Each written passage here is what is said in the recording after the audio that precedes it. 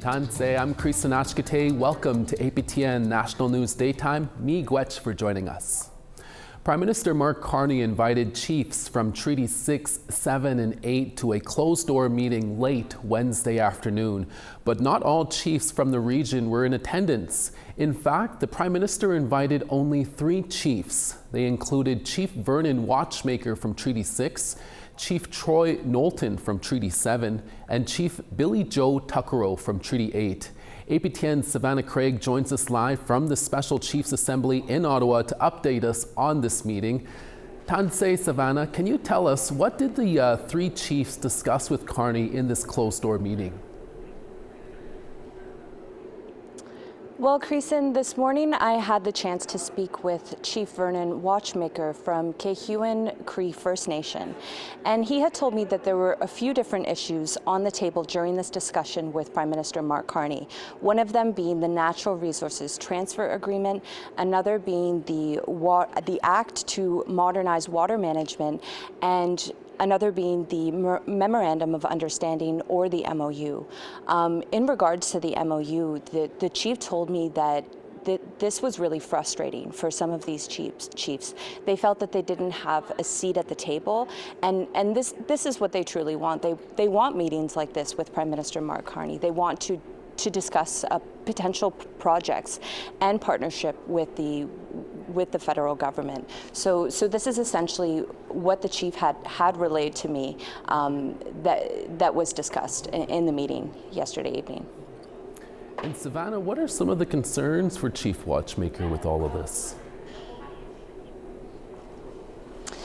Yeah, well, Chief Watchmaker, he told me that himself and other chiefs in the region, rather, they feel that they don't have a seat at the table, and they are concerned that the provincial governments and the federal governments are moving forward and possibly going to benefit from large infrastructure projects, and that these nations won't be able to benefit from potential projects. Chief Watchmaker had told me that there are issues of housing in his community. There are social inequalities in his community, and he wants to know, with any potential projects on the table, can his nation benefit? Can his nation see a reduction in social inequalities by participating in these projects, by benefiting from these projects in any way? Carney, according to Chief Watchmaker, he told me that Carney has agreed to host future meetings, such as the one that he hosted yesterday evening with chiefs from Treaties 6, 7, and 8. But we will have to see if Prime Minister Mark Carney holds true on his promise. That's Savannah Craig reporting live in Ottawa from this week's AFN Assembly. She will have a full report for our evening newscast. Thank you, Savannah. Last Tuesday, Prime Minister Mark Carney addressed the Assembly of First Nations in Ottawa. His remarks followed the unanimous passing of an emergency resolution to support coastal First Nations. They have rejected the idea of a pipeline from Alberta to British Columbia's coast. Once again, here's Savannah Craig to show us how Carney was received at the AFN following discontent over the potential pipeline. As if First Nations rights can be wiped away with one federal-provincial MOU. National Chief Cindy Woodhouse-Nippenack is talking about the Memorandum of Understanding signed between the federal government and Alberta. The MOU endorses constructing a new bitumen pipeline from Alberta to British Columbia's coast. It was difficult to watch BC and many First Nations excluded from these discussions, particularly on the Pacific coast. The issue was the top topic of discussion on the first day of the Special Chiefs Assembly in Ottawa, resulting in an emergency draft resolution. Affirming the Oil Tanker Moratorium Act and supporting coastal First Nations rejection of any proposed pipeline from Alberta to BC's northwest coast. Part of the resolution calls for an immediate withdrawal of the MOU Last week, Alberta Premier Danielle Smith welcomed partners in Indigenous communities that attended the signing of the MOU. Chief Jim Boucher of the Mackay First Nation, Chris Sankey, former councillor of Laxqualam Band in British Columbia, Dave Lamouche, president of Métis Settlements General Council. She's referring to a handful of First Nations leaders in Alberta. I know there's a number of First Nations in Alberta that are supportive. There was no regional Alberta representative in attendance of the Special Chiefs meeting. The role has remained vacant since 2021. For the most part, in British Columbia, it's a resounding no. British Columbia Regional Chief Terry Teegee says the resolution that passed sends a strong message to governments. The answer is no for many British Columbia First Nations who are concerned about the north coast of British Columbia, but also along the route as well. There are many concerns. You know, much of what was discussed during the Enbridge Northern Gateway pipeline discussions are still relevant today, and most First Nations haven't changed their mind. Must see. Thank you for allowing us to be here. TG raised his concerns to Prime Minister Mark Carney when he addressed the Assembly of First Nations Tuesday afternoon. And what concrete measures will your government implement to ensure that First Nations have true decision-making authority as stated in the United Nations Declaration Act, including free, prior, and informed consent on all major projects that impact our lands, waters, and rights? Prime Minister Carney insists the MOU does not overlook free, prior, and informed consent. I'll say one last thing, if I may, about the MOU with Alberta, between the federal government and Alberta. It is about a large number of things that are with respect to Alberta. What they are going to do with nuclear power, if anything, what they're going to do with artificial intelligence. If any of those issues, and many of them do, touch Treaty 6, 7, 8 rights holders, other rights holders in Alberta, of course, that consultation has to happen. There we are. The Prime Minister says his office has reached out to request a meeting with the leadership of the coastal First Nations to further discuss the issue. Savannah Craig, APTN National News, Ottawa. Continuing our AFN coverage for Wednesday with discussions on clean water legislation and long-term reform in First Nations child welfare. But as APTN's Fraser Needham reports, the day began with several Ontario chiefs holding a press conference on Parliament Hill. Speaking at the presser on Wednesday morning, Anishinaabe Nation Grand Council Chief Linda DeBasi said it remains unclear what a First Nations Clean Water Act will look like whenever it gets reintroduced. The Clean Water Act, called Bill C-61, was introduced in 2023, but it was never passed because an election was called last January. Chief DeBasi claimed reintroducing the legislation is not a priority for the Carney government. But as far as assurances, we don't have any. You know, we saw the speed and efficiency to which C5 went through Parliament, no questions asked. It sped through committee, it sped through Senate, it received royal assent. C61 has already been through first and second reading. It's been to committee. It was set up for third reading to go to Senate. First Nations are now worried whatever water legislation is drafted will be seriously compromised. In Escandaga, First Nation Chief Gary Cuisis' community has been under a boil water advisory for 30 years. He challenged Prime Minister Mark Carney on that at the Assembly on Tuesday afternoon. At Wednesday's press conference, he said he was not satisfied with the answer he received. I kind of felt I didn't get anywhere with my voice from the Prime Minister. I didn't get a clear answer, and I know there's a lot of words that have been said, but there's no action plan. You know, when the day is it going to start? As well, National Children's Chiefs Commission Chair Pauline Frost and Family Caring Society Executive Director Cindy Blackstock presented on long-term reform on First Nations child welfare and Jordan's Principle in the afternoon. Frost said the Canadian Human Rights Tribunal has imposed a looming deadline at the end of this month for Canada and the NCC to come up with a framework on long-term reform on child welfare. But she said for the past year the federal government has been uncooperative. That means Canada needs to be at the table. Canada needs to find a solution with us. They cannot move without us. Word came out late Wednesday afternoon that Prime Minister Mark Carney was meeting with Alberta chiefs from Treaties 6, 7, and 8. We'll have more on that later. Fraser Needham, APTN National News, Ottawa. What started as a peaceful rally in Victoria, British Columbia, erupted into an all-out chaos as residential school survivors, supporters, and students confronted members of the One BC Party who denies traumatic experiences ever happened at residential schools. APTN's Tina House was there and has the story. Close to 1,000 people gathered under the Every Child Matters flag at the University of Victoria, where One BC MLA Dallas Brody and her supporters were trying to hold a speaking event. Brody says residential school trauma never happened and there are no unmarked graves. Her views and word of her event triggered a huge response. A sea of residential school survivors and their supporters showed up to make sure they were here to stop it from happening. I am the great-granddaughter. I am the granddaughter. I am the child of the Indian you couldn't remove.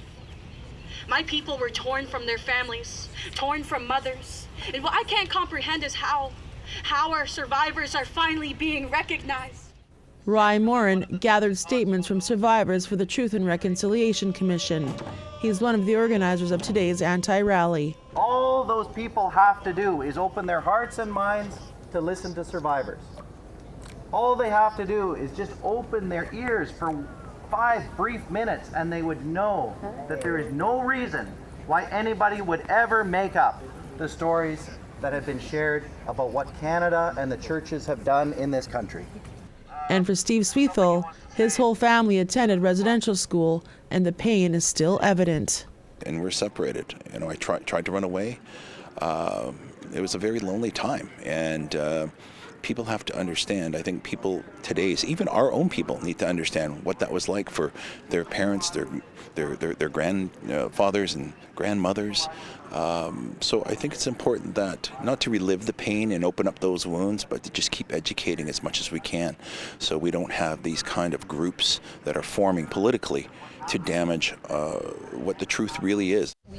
And just steps away from the event, Dallas Brody and her supporters, including Frances Widowson, showed up, despite not being allowed onto campus by officials. According to One BC, Widowson was arrested for trespassing, but later released. Yes, she was arrested for doing nothing, for coming to have conversations. We caught up with One BC Party Chief of Staff Tim Thielman. He was just outside of the rally, and that's when it turned into chaos. This guy's gonna throw a fucking flashbang right there. You retard, right there. Okay. Right there. 2.5 years to be doing this. Get smashed. You smashed. Are you saying that all the residential school survivors are lying? I'm saying that there is no evidence that there was 215 children murdered in Kamloops, and anybody that says there is lying. It doesn't matter what color you are, it doesn't matter who your ancestors are. We have a society that has to be based on truth. We require evidence for claims. Ironically, Thielman was then engulfed in orange smoke. Party supporter Jim McMurtry is a former school teacher. He was fired over comments that he made denying residential school trauma ever happened, and he was prevented from speaking at the event. The One BC Party supporters refused to leave, and in the end, they were escorted off campus by police.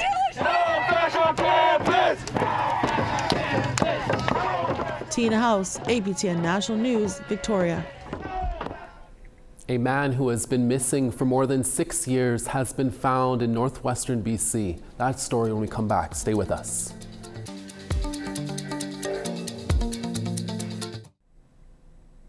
Welcome back. An Indigenous man who has been missing for more than 6 years under suspicious circumstances has been located deceased in a First Nation community in northwestern BC.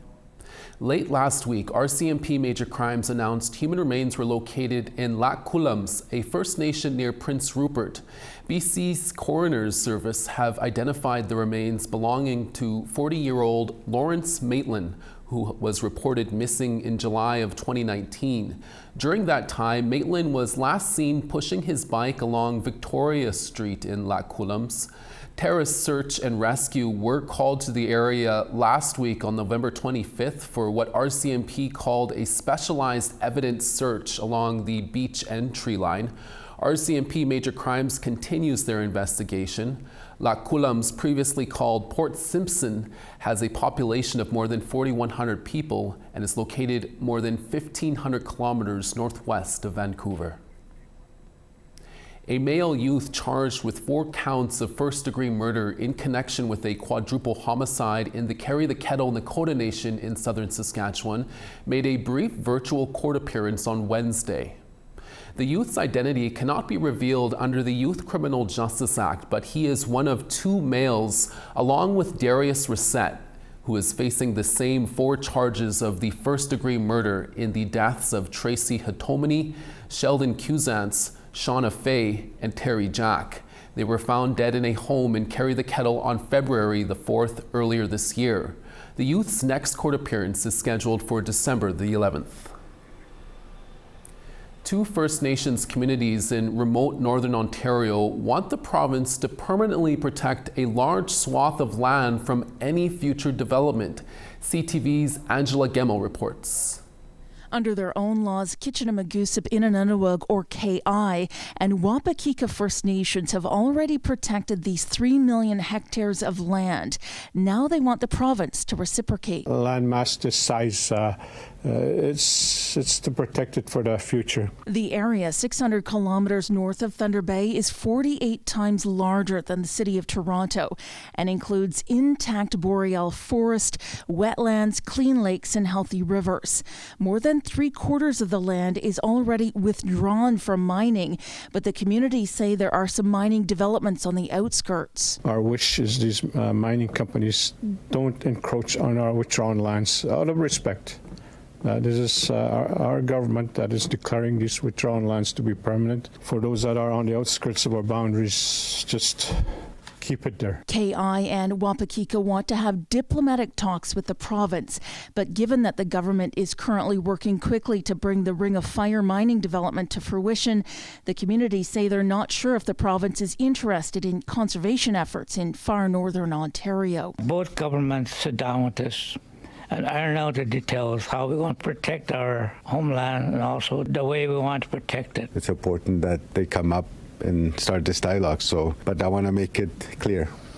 Nations such as Kitchener-Magoosup, Inanunawug, KI, and Wapakika do have jurisdiction over their homelands. The conservation efforts by the 2 First Nations are supported by several environmental and wildlife organizations. That includes the Wildland League, which calls the area rare and globally significant. Angela Gemmell, CTV News, Sudbury. We now want to tell you about this week's 3rd web poll question. Did you participate in Black Friday sales this year? You can answer yes in store, yes online, both, or no. Go to our website at aptnnews.ca. The questions are posted on the right-hand side of the homepage. It's Thursday, and that means we have brand new previews of this week's Nation to Nation and APTN Investigates. Stay with us.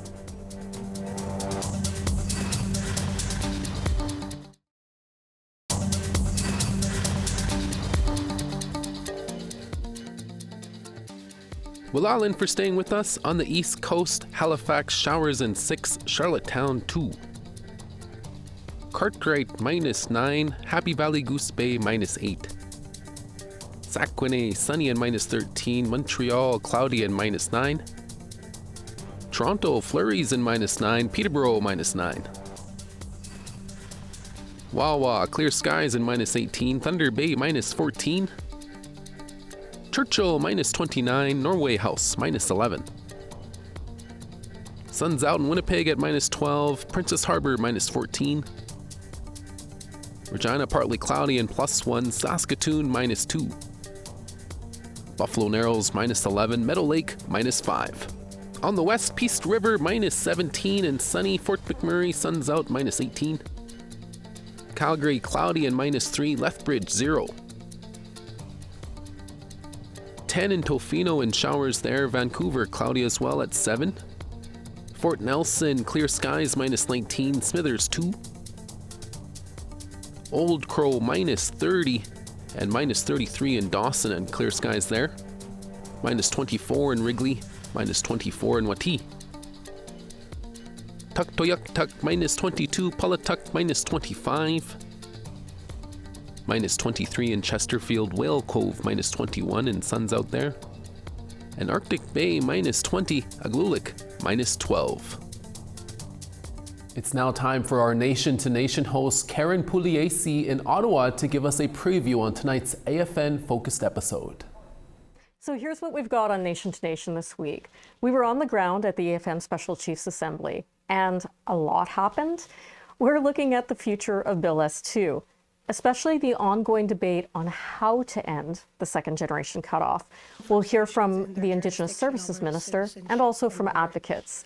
We've got Prime Minister Mark Carney's first appearance at the Assembly, the reaction in the room, and the concerns the Chiefs raised afterwards.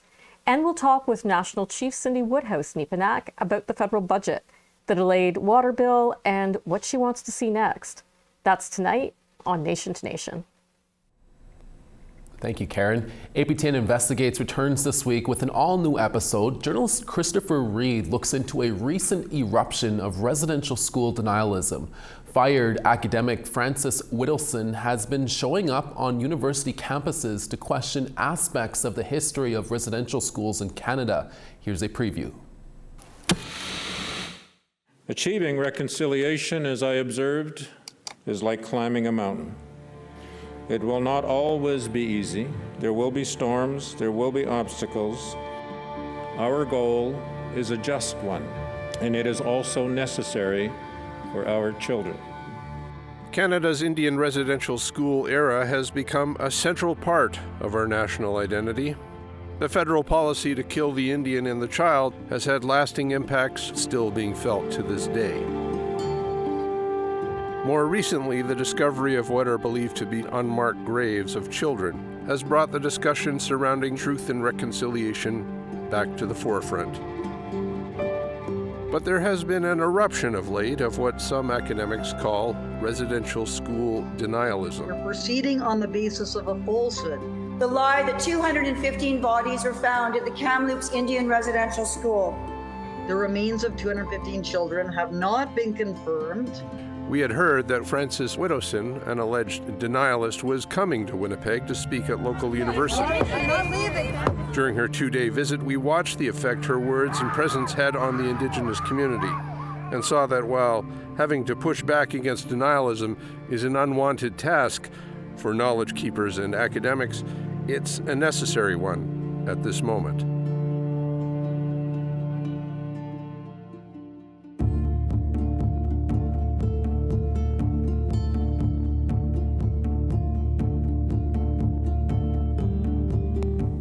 And you can catch APTN Investigates Dismantling Denialism airing this Saturday on APTN. And that's all the time we have for your daytime newscast. We're back again for your evening newscast in a few hours. Please join us then. Hi, thank you for watching, and we'll see you again. Next set.